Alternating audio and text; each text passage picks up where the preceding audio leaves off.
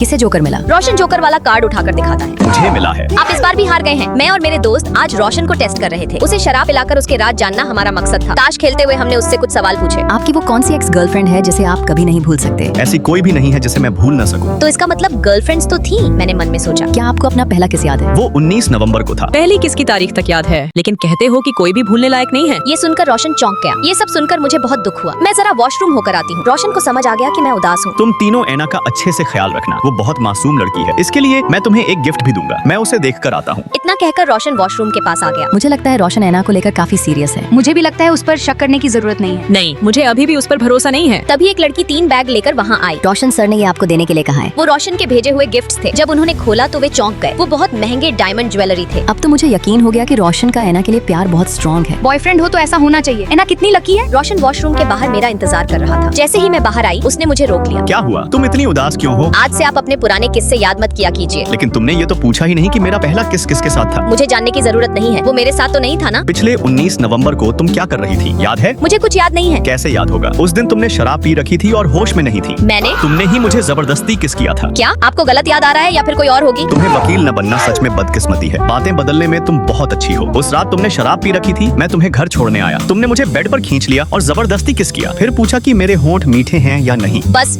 अब और मत बोलिए। मैंने रोशन का मुंह बंद कर दिया। क्या आपकी लव स्टोरी भी इतनी क्यूट है? कमेंट करके बताइए।